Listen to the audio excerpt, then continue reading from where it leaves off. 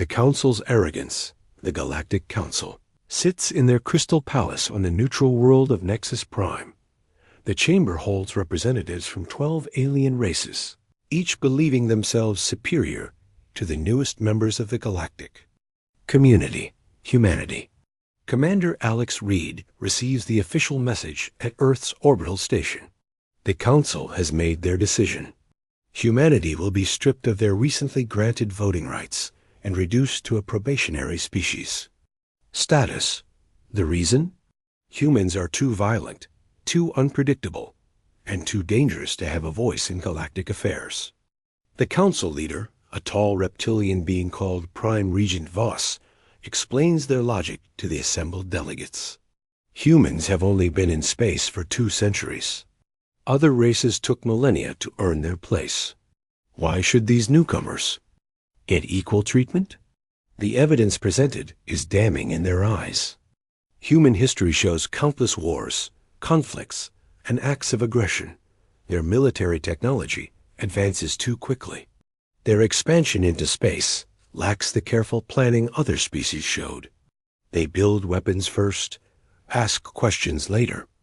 These humans claim to seek peace, Voss announces to the Council chamber, yet their ships carry enough firepower to level planets. They speak of cooperation, while their military grows stronger each day.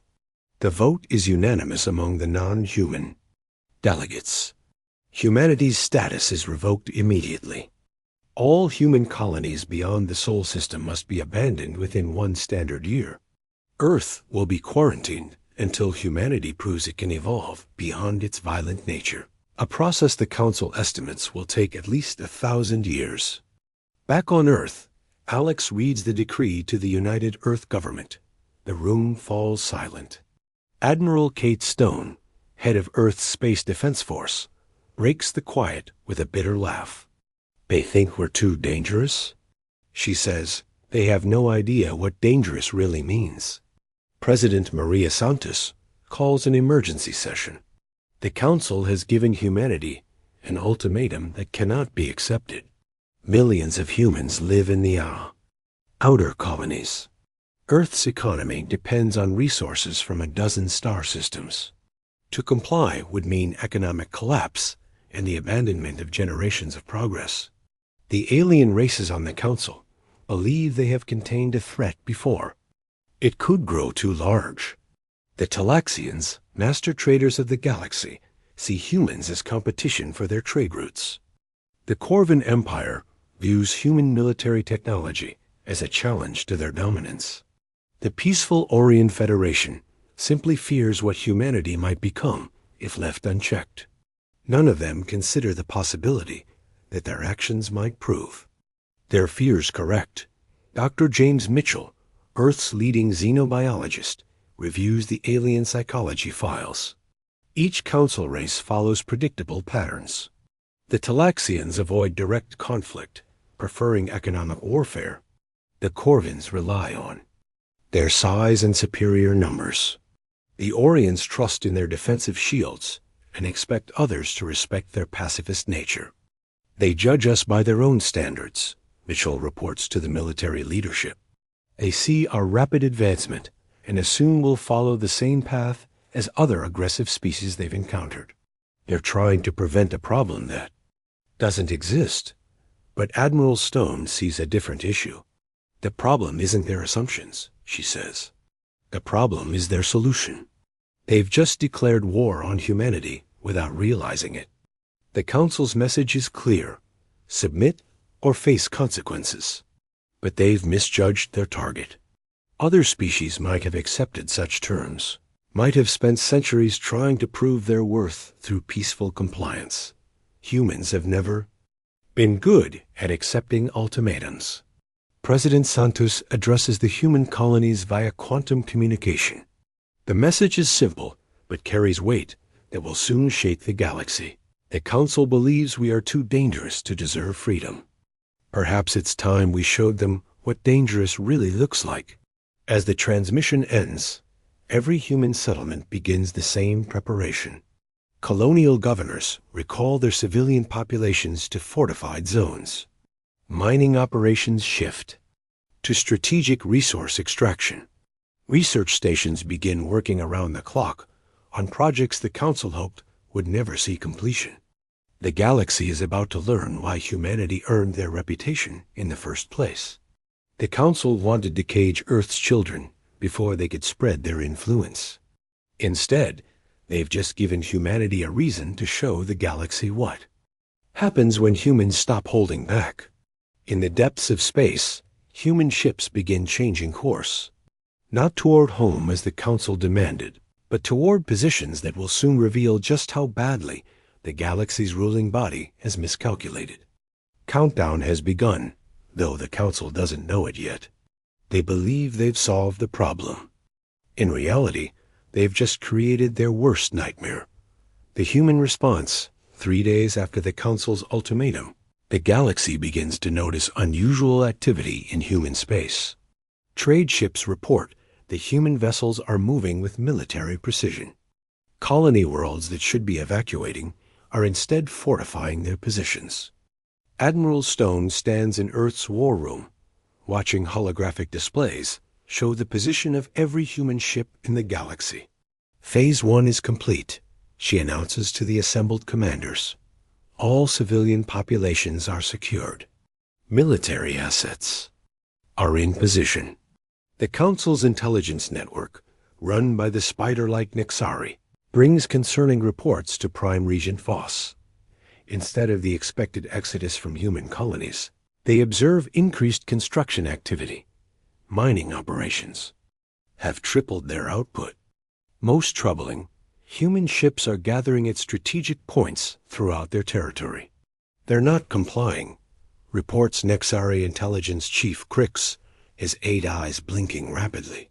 Their behavior suggests preparation for extended operations, not evacuation. Voss dismisses the concern with a wave of his scaled hand. Let them posture. What can one young species do against the combined might of 12 established civilizations? They will submit or be forced to submit. On the colony world of New Terra, Governor Lisa Park addresses her population. The mining colony houses 50,000 humans who are supposed to abandon their home within the year. Instead, they've spent 3 days converting mining equipment into defensive installations. The Council believes we'll simply pack up and leave everything we've built, Park tells the gathered colonists. They think we'll abandon our homes because they demand it. They've never met humans before, have they? The crowd's response echoes across similar gatherings on 17 human worlds. From the agricultural domes of Green Valley to the research stations orbiting distant stars, the message is the same. Humanity will not yield. Dr. Mitchell's xenobiology reports prove accurate, as each alien race reacts predictably to humanity's defiance. The Talaxians immediately begin economic sanctions, cutting off trade routes to human space. The Corvan Empire mobilizes their fleet, confident that a show of overwhelming force will bring quick surrender. But the Orion Federation's response surprises even the Council. The peaceful species, known for their pacifist philosophy, request an emergency session. Their representative, an ethereal being of pure energy called Speaker Dal, addresses the assembly with uncharacteristic urgency. The human psychological profile differs from any species we've encountered, Dal warns, his voice echoing strangely. In the chamber, other aggressive races we've contained showed patterns of submission when faced with superior force. Humans show no such patterns. Prime Regent Voss grows irritated. You suggest we negotiate with a species that refuses lawful authority? The decision is made. They will comply or face the consequences. Unknown to the Council, those consequences are already being prepared. In hidden shipyards throughout human space, projects that were theoretical just days ago are now operational reality. Admiral Stone reviews the reports with grim satisfaction. Project Prometheus is ready for deployment, reports Captain Mike Torres from the research vessel New Horizons. Fusion payloads are loaded and targeted. We can sterilize any world in Council space within 6 hours of the order. Project Achilles shows green across all systems, adds Colonel Ann Walsh from her position near the Corvin border. Their fleet positions are mapped.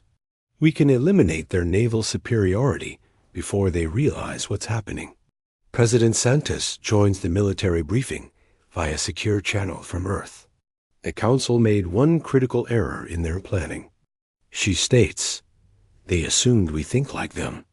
They assumed we choose survival over freedom."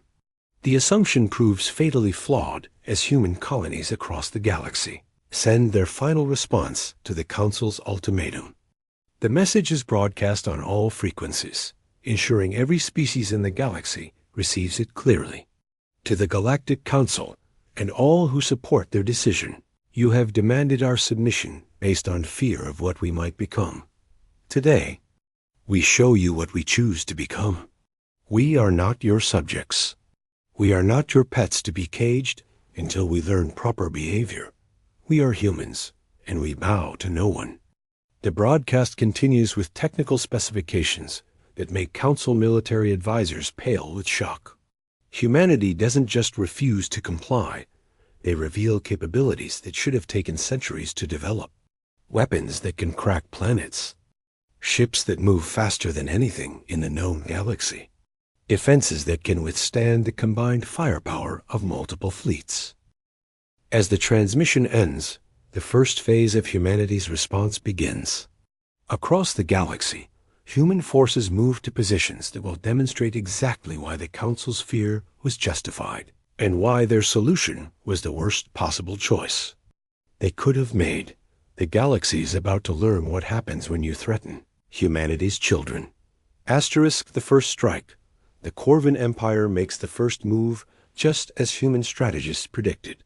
Fleet Admiral Gorth, commanding 200 of the Empire's finest warships, jumps into the new Terra system, expecting to find a lightly defended mining colony ready to surrender. Instead, he finds hell waiting for him the moment the Corvin fleet exits hyperspace. Invisible human ships decloak around them. The mining colony's defensive installations reveal themselves as weapons, platforms that dwarf anything in the Corvin arsenal. What seemed like a simple police action becomes a massacre in the first 30 seconds. "Impossible," Gorth whispers, as his flagship's shields fail under the assault. "These weapons don't exist in our databases." Colonel Walsh's voice crackles through the static of battle. "Your databases are outdated, Admiral. You're fighting humans now." The engagement ends in 8 minutes. Of 200 Corvin ships, 7 survive to carry word back to the Empire. The new Terra system stands untouched, its human defenders having barely tested their capabilities. Of the defeat spreads through Council space faster than official reports can suppress it. The Corvin Empire, proud masters of warfare for 3,000 years, lost 90% of a full fleet to what they expected to be defenseless miners. Prime. Regent Voss calls an emergency session as panicked reports flood in from across the galaxy. The Talaxian trade embargo has backfired spectacularly. Human ships are now raiding their merchant vessels with technology that makes their escorts useless. The Nexari intelligence network reports massive gaps in their surveillance as human operatives systematically destroy monitoring stations. How did they hide such capabilities? Demands Councilor Vec of the Mineral Lords, his rock-like features, betraying unusual emotion. Our surveys showed primitive nuclear weapons and basic energy shields. Dr. Mitchell's voice answers from an open transmission to the Council chambers. Earth's xenobiologist has somehow hacked into their most secure communications. "You saw what we wanted you to see," he explains calmly.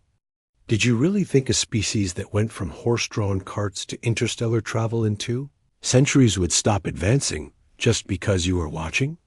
The revelation sends shockwaves through the assembly. Humanity had been hiding their true capabilities from the moment they joined galactic society.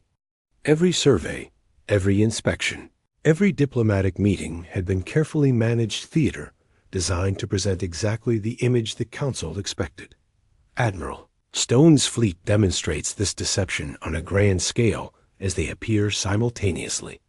In 6 different star systems, each one containing a major Council installation. The message is clear. Humanity can strike anywhere, anytime, and the Council's defenses are useless. On the peaceful world of Sanctuary, home to the Orient Federation's capital, Speaker Dal watches human ships materialize in perfect formation above their primary city. The ships make no aggressive moves, but their mere presence shatters the Orient's sense of security. "We mean no harm to your people," broadcasts Captain Torres from his flagship, "but your Council has declared war on our species. Stand aside, or learn why the galaxy fears us." The Orients, committed to pacifism for millennia, face an impossible choice. Fight and betray everything they believe, or watch as their political allies face destruction. Similar scenes play out across Council space as human forces reveal the true scope of their preparation. Weapons that can turn stars into bombs. Ships that phase through solid matter. Soldiers enhanced beyond anything the galaxy has seen. Each demonstration carefully calculated to show restraint while promising annihilation. The psychological warfare proves as effective as the physical displays. Council species that expected to face desperate refugees instead confront a military machine that operates with terrifying precision. Human forces strike only military targets, spare civilian populations, and offer surrender terms that seem almost generous. But the message behind the mercy is unmistakable. Humanity is choosing to be restrained. President Santos addresses the galaxy directly, her transmission reaching every inhabited world. The Council fears what we might become if left unchecked, she states calmly. Today, we show you what we choose to be. We could have struck your civilian populations first. We could have targeted your food production, your children, your cultural centers. The pause lets her words sink in before she continues. We didn't. We struck only those who threaten us. But understand this clearly. Our patience is not unlimited. End this conflict now, or learn what humanity looks like when we stop holding back. The transmission ends, leaving the galaxy to contemplate a chilling realization. Everything they've witnessed, the devastating defeats, the impossible technology, the surgical strikes across multiple star systems, represents humanity showing restraint. Prime Regent Voss stares at the tactical displays showing human positions. Throughout Council space, his greatest fear is coming true, but not in the way he expected. Humanity isn't becoming the monster he feared they might be. They already were one, and they'd been hiding it perfectly until the Council forced them to reveal their true nature. The Council's desperation, the Galactic Council faces complete collapse as 3 more member species surrender to human forces within 24 hours. The mineral lords abandon their asteroid fortresses after human ships, demonstrate the ability to detonate their cores from inside solid rock. The Nexari intelligence network goes dark completely as their operatives choose exile over facing human counterintelligence units. Prime Regent Voss paces the Council chambers, his scaled hide showing stress patterns that haven't appeared in centuries. Around him, empty seats mark the representatives who have already fled to negotiate separate peace agreements with humanity. We still have options, insists General Rax of the Corvin Empire, though his voice lacks conviction. The humans cannot be everywhere at once. If we combine our remaining fleets, with what? Interrupts Councillor Thek, his rocky form crumbling slightly at the edges. They destroyed our largest military formation in 8 minutes. Our intelligence networks are gone. They appear and disappear at will throughout our space. Speaker Dal of the Orions materializes in the chamber, his energy form flickering with distress. My people demand immediate withdrawal from this conflict, he announces. The humans have made their position clear. They seek only the reversal of our original decision. Voss turns on the Orion representative with fury that surprises even himself. You would negotiate with terrorists?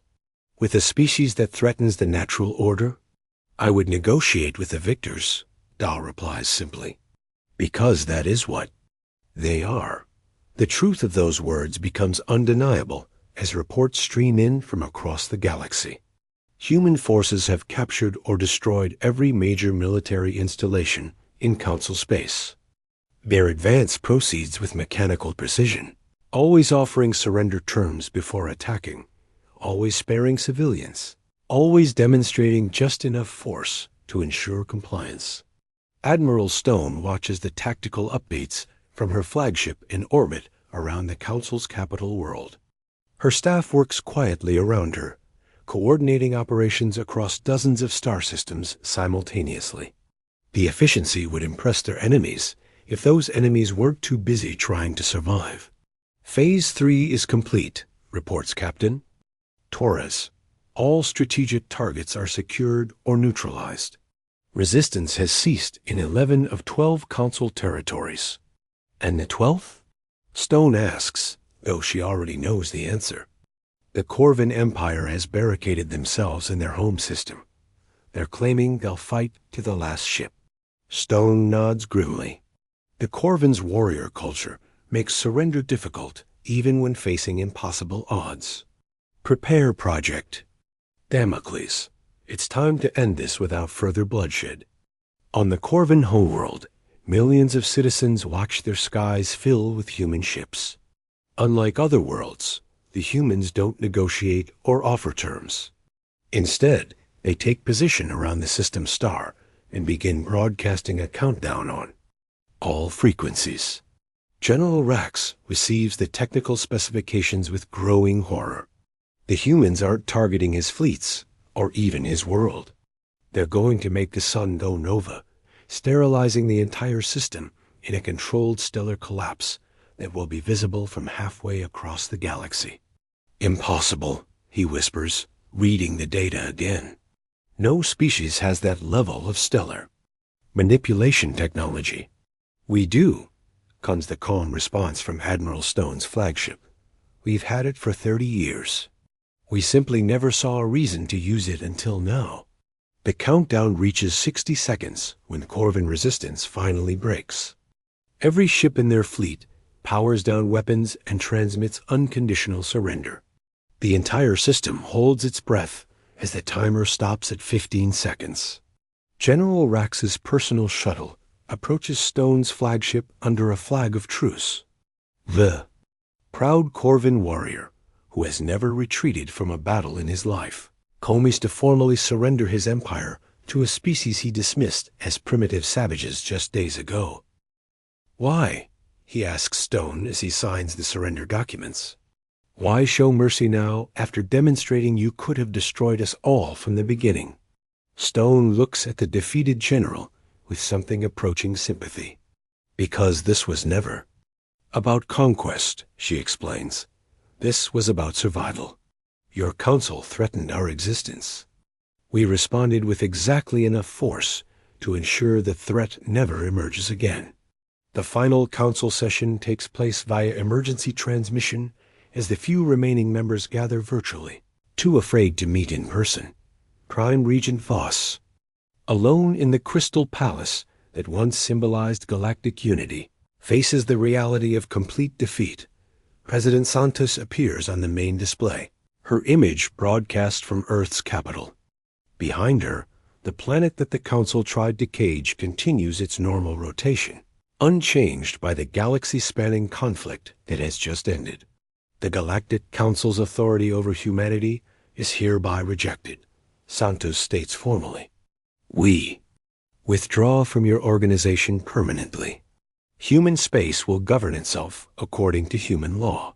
Voss attempts one final protest. You cannot simply leave galactic society. There are protocols, procedures, written by species we just defeated. Santos interrupts. Your protocols no longer apply to us.